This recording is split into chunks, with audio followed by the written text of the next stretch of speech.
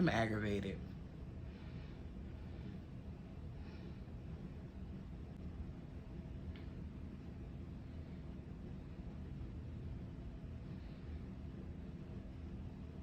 I just feel like people don't understand me as a person. And right now I'm so aggravated because I don't think people understand, or I don't think people care to understand other people. And maybe I'm the issue because I care about other people. And what I mean by that is that I care how others feel. I am concerned about the well-being of other people, and maybe other people just are not. So maybe I'm the problem. But this is the perfect feeling as I go into this video about being an unrelatable Black woman. Welcome back to my channel.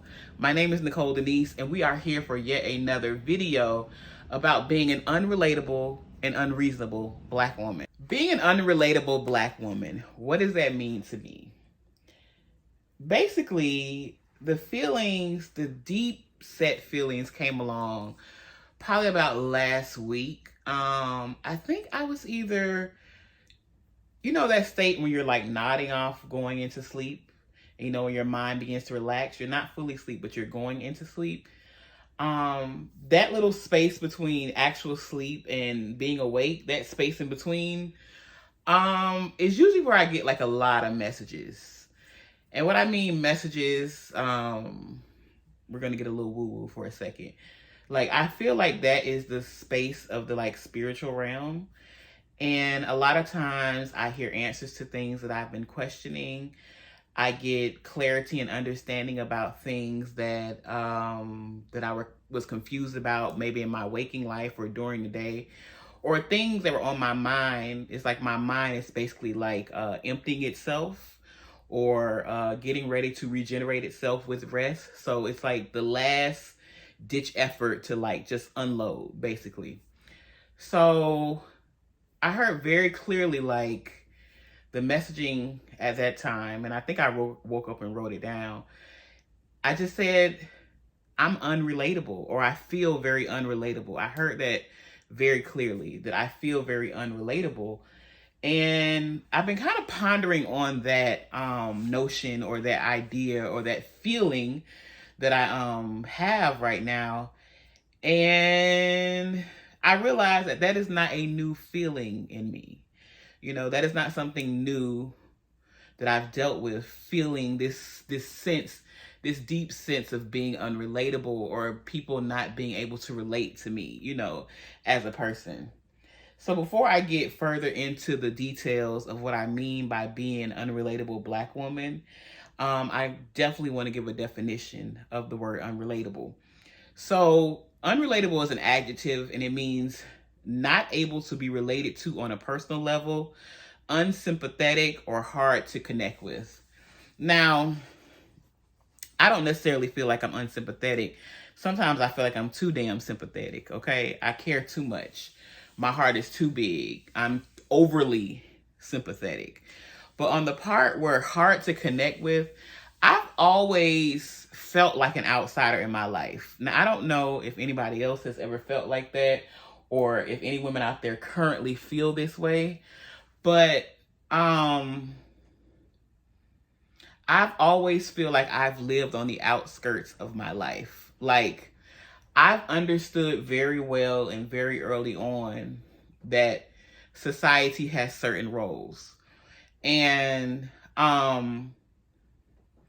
if I'm to make it through society or in society, that there are certain roles that I must adhere to.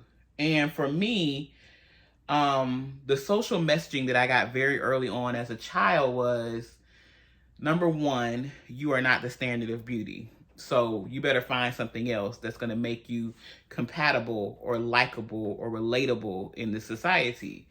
So what I reached for was smarts, intellectualism. Like, I'm very intellectual. I'm a smart person. I understood the system of school very early on. I saw that getting good grades mean you got praise, because if you weren't going to get praise for your beauty, then you had to get praise for something, because socially speaking, acceptance is necessary for survival. If you just really just look at socialization, if you ever study sociology or anthropology or just people in general, like if you're a studier of people, just the science of people and our relationships and how we get along in society and stuff like that, acceptance is a big portion of that. So I learned very early on that I needed to be accepted for my brain. And not only just my brain, but my quick wit. And I'm delving deeper into this idea because I've heard people talk about this, like other plus size or fat women or whatever word you want to use for the term, but how the plus size woman always becomes the funny friend in the friend group. Because a lot of times she's very self-deprecating, or she makes jokes about herself before others can make jokes about her because she's insecure in her skin, or she's insecure about her size, or the list goes on and on and on. Now, I'm not fully embracing all of that narrative, but there are some parts of the narrative of what I've been listening from other people that did fit that equation. And a lot of times I was always quick-witted, number one, because I'm an observer. But I'm an observer because I'm very sensitive to the space and the area around me. So I have to know what's going on because I'm always on high alert. And a lot of that high alertness came from having to protect myself from bullies or people that were going to tell me I don't belong because I look a certain way or because I'm a certain size. I exist in a certain body. So a lot of that heightened awareness came from that. Now, later in life, that discernment I see as a blessing because it's actually a prayer that I started praying in my teenage years. And I would ask God, I say, God, please don't let anything come up on me unaware. I always wanted to know. I wanted to know before I knew, if that makes sense. So I've always had this kind of deep sense of self, as well as this deep reverence for God and speaking directly to God. So with that being said, the way I think about things, or the way that I process things, or the way that I emotionally interpret things has always been on a different level, a higher frequency than my peers. So in that space, I've always felt unrelatable, or not able to get along with on a personal level, because some of the conversations that my peers were having, or some of the subjects that my peers found interesting, I just did not find interesting. I was more interested in understanding the purpose of this life and like why we're here and what did God have in mind for me in the earth realm, you know. And other people was talking about everyday things, you know, and that's not a bad thing. It's just what it is. And I never was able to be like then I would have called it shallow, you know. I never was into like shallow or meaningless conversations. Nowadays, I realize that that's just people operating in their humanity, and I didn't learn how to operate in my humanity. Like I remember I told my mother, I'm happy we got to have these conversations. But I basically told her, I said, you know, you taught us how to be godly. You and Dad, you taught us how to be godly.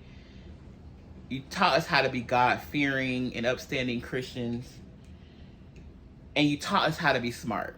You taught us how to be educated, intellectual women. Me and my sisters, that I was speaking about.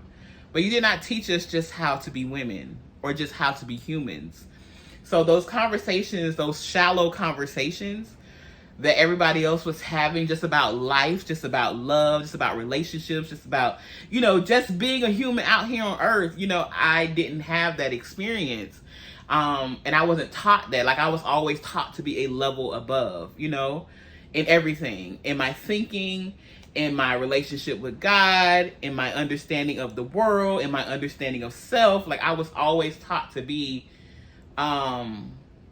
just on another level. So that made me very unrelatable, and it made me feel like an outsider in my life in all ages, like every age group. I always felt like I was beyond my years, or what old people would say, I was an old soul beyond my years. So that was the first inklings that I've ever dealt with being unrelatable. So turning 38 and being 2 years closer to 40, which will mean I've lived 4 decades on this earth, which is close to half a century. It really has made me, that along with the death of my mother, it has not been a year yet. Yeah, it has not been a year yet. It really has made me deal with the idea of mortality just in my face, and our limited time here on earth, and not in a morbid sense, but more in a like, how are you living your life? What does your relationships look like? Where's the fun in your life? Where's the excitement? Where is it? It's starting to make me have those types of questions. And this birthday just really hit me hard with those type of questions. And with that being said, that's where this idea or this feeling of being like unrelatable has just been like in my face, like a blaring alarm. Like that feeling has never left me of not being able to relate to those around me, and I think that being relatable is important. It's not that I don't feel that people don't relate to me. Let me kind of clarify, because these videos, me actually sharing my voice and actually speaking on how I feel about certain things or my thoughts on certain things, is showing me that there are a community of other Black women. There are a community of just people in general that are like, Nicole, you and I are one. We are the same. I get you, my sister. Like, so I know that there are people that relate to me, and there are people that relate to the content that I put out. So I know I'm not completely unrelatable. I think more acutely, though, it's about the relationships and the interactions in my immediate vicinity. They're non-existent. I literally was just saying, just out loud, because I be talking to God all the time, and I be talking to myself all the time. I was like, I want me some friends. I want some friends. Like, I want people that I can go out with. Like, I associate with a lot of people, and a lot of people know me. Especially like in the business realm. I've done business with a lot of people, and I'm cool with a lot of people. But as far as somebody being close to me and knowing me in an intimate way, there are very few people that know me, Nicole, that know Nicole Denise. They may know the businesswoman. They may know, I don't know, different versions of me. They may know different versions of me. The one that comes on the internet and makes videos. They may know me as, oh, she's a writer. I've read her books. But like, as far as knowing like that very sacred part of me, very few people know that, And I think I'm getting to the space and the age of like finally wanting to have those deep and intimate relationships, because I felt like I couldn't trust people like that. Because here's the thing. When you vibrate on a certain frequency or a certain level, or you view the world from a non-judgmental, God is and it is what it is type of wavelength, when you view the world that way, people want to be around you. Okay? It is never not a time that I meet somebody who doesn't want to tell me their life story. Never not. It is never not a time that I don't hear, oh my gosh, I just feel like I could just be so open with you. I just feel like you're just so welcoming. I just feel so good when I'm around you. I just love your energy. All the above. I've heard it all. People want to be my friend, so they think. People want to be my friend, and I have a very welcoming personality. So I get that.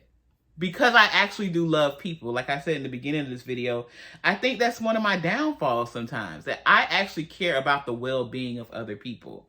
You know, I care about my well-being, of course, first. I'm not saying in it at a detriment or at the risk of my own well-being. That's not what I'm saying. I am saying, just as I care for my well-being and what I'm doing in this earth and how I feel and how I'm moving about, and girl, is you okay? I like to check in with other people about that too. And other people just don't, that's not what their mind is. Their mind is just like me, which is cool. I'm not even demonizing or, you know, badgering people about that. I'm just saying I am wired differently, you know? And because I feel tears coming to my eyes. Because I am wired differently, it makes me feel like an outsider. And it makes me feel like people love the idea of me. They love the idea of me. I'm gonna be around Nicole. She gives the best advice. That's something I always hear. She's always so warm and she's so welcoming. But then on the flip side, I've had people get close to me or reach out to me or be friendly to me and want to be friends. And then I've opened up to them, or, you know, I've just been my normal self. And then it's always kind of collapsed in my face or blew up in my face. It's almost like, what is that? What is that mythology story? The man who flew, he flew too close to the sun. I'll get it when I remember it. But I also think about it like a fly zapper and candlelight and candlebug. What do they call? Candle flies. How they're so attracted to the light. Like they can't get enough of the light. But then like a fly zapper, you keep flying towards that light that you're so attracted to, and eventually you get zapped. And I feel like that's what happens with people with me. They're like, you're so welcoming, you're so warm, you're so this. But then I've had people literally tell me, I just feel like you think that you're better than me. Or I just feel like, so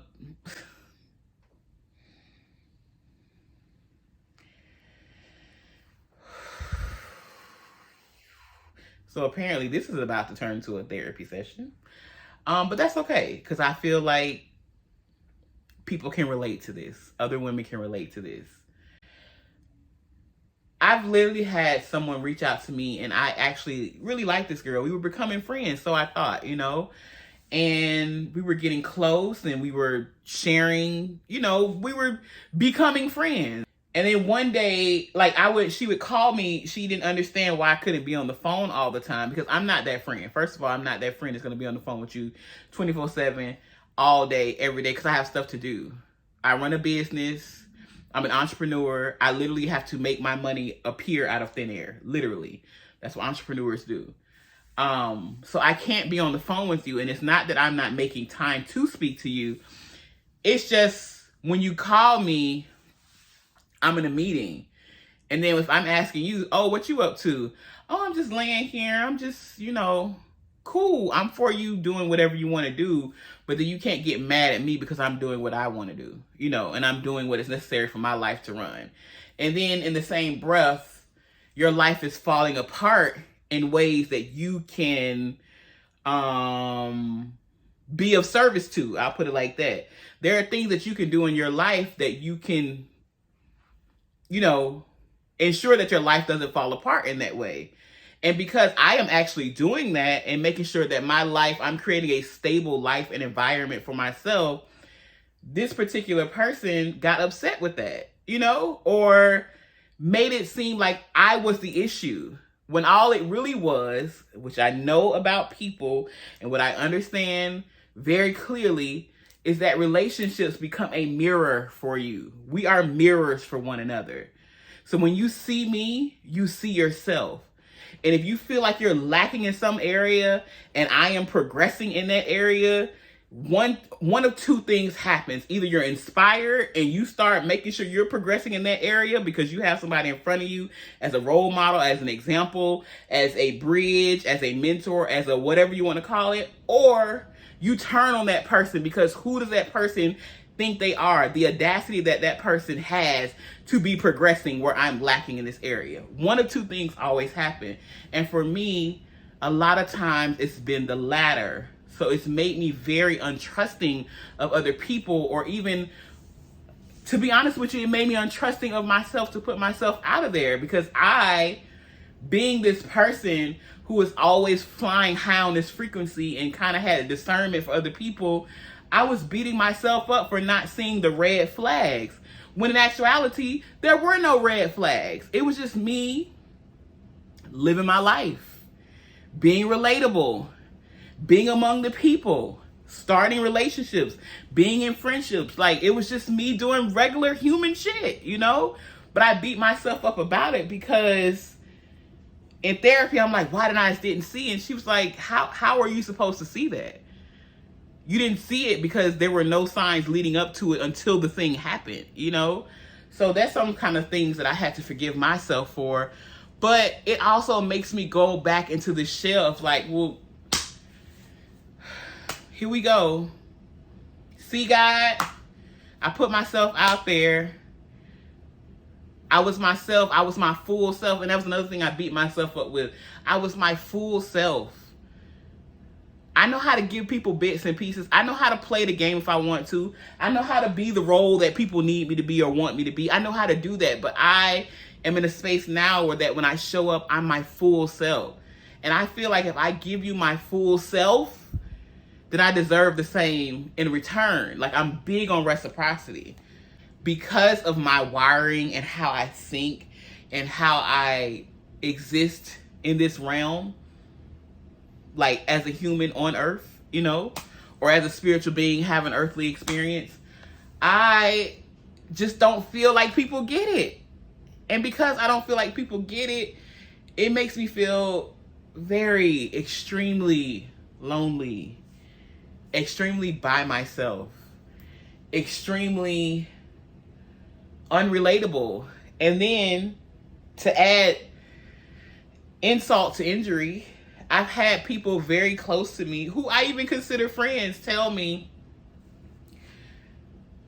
that the reason that my relationships are not working out, whether it be platonic or romantic, they're not working out because I'm unreasonable. And when I ask them to explain, they're just like, the way you think is too much. You're too smart, you're too intellectual, or you're too discerning, or you're too spiritual, or you're too on another frequency. You're vibrating too highly, Nicole. And for you to formulate and have your own thoughts and your own feelings and your own emotional responses about things, that is very unreasonable when dealing with a lot of other people, because they just don't have those things, or they're choosing not to activate those things in themselves. And being around you forces them to look at those things, and that's why it doesn't work out for you. If you could just dial it back just a little bit, then you would be more palatable for other people. And then even that blows me. That blows me. So it's like, not only do I feel lonely and unrelatable just in general, just because of how I am, how I think, how I roam about the earth.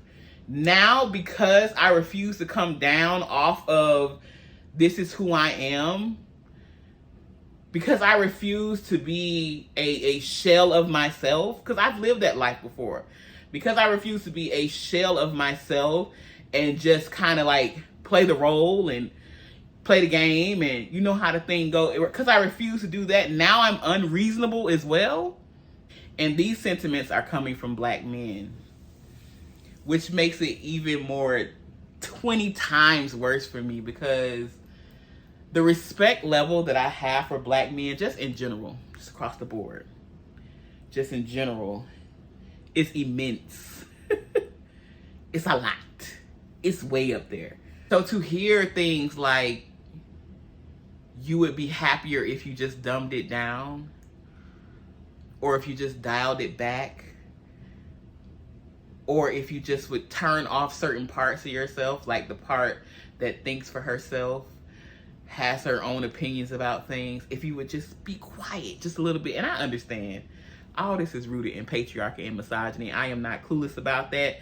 But even saying those terms and understanding that and having the intellectual prowess for that, that's the problem in this society. That's why I feel so unrelatable.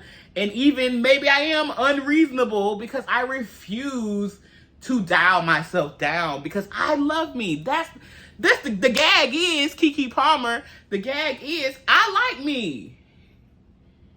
I really do. I love who I am.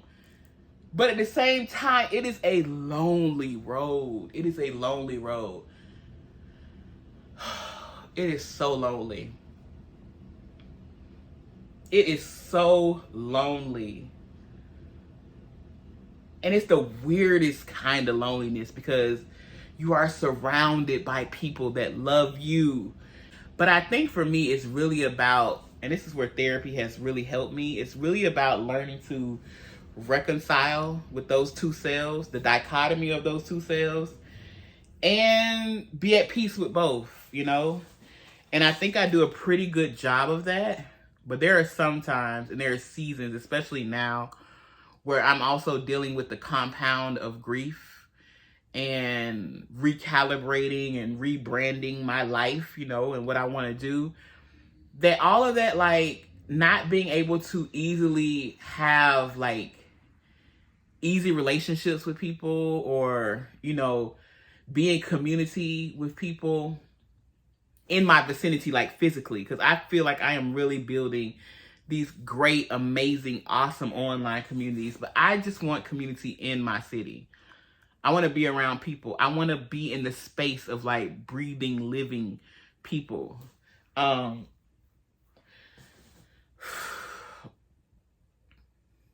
That's just really tough right now. And it's really amplifying this, I don't know if it's, I don't even know if I want to call it a truth or a lie or what, but it's amplifying this feeling, this emotion, this very deep rooted knot in my throat that I am unrelatable. And people just don't get it. You know how they say the girls that get it. I don't know what if the girls get it. The girls on here get it. You listen to my video, you get it. But, and not just the girls, the guys don't get it either. I'm too everything for most men, you know? I don't even feel like getting off into the romantic relationship part of it. But anyway, I think I've gotten what I needed to say out. And if I didn't, we'll just make a part 2, or we'll continue the conversation in the comment section. Have you ever felt like an unrelatable Black woman, or an unreasonable Black woman? What does that look like? What does that feel like? What has been your experience? Help me! Am I tripping? You can tell me. I can take it. If I'm tripping, let me know I'm tripping. Be like, girl, you was tripping. If I'm tripping, just tell me. And then give me some pointers of how I can, like, pick myself up and stop tripping. But with that said, this is the end of the video. Hopefully you got something out of it. If not, this is just a diary, you know, to other Black women, because maybe you were feeling like this, or a diary to myself. Nicole, it's okay to feel what you feel, because, hey, tomorrow's a new day, and I might not feel this way tomorrow. So subscribe, like, share the video, and thank you again. As always, I don't take it for granted. Thank you for tuning in and for making it all the way to the end of this video. Until next time, we'll be talking about something else on the internet. Peace.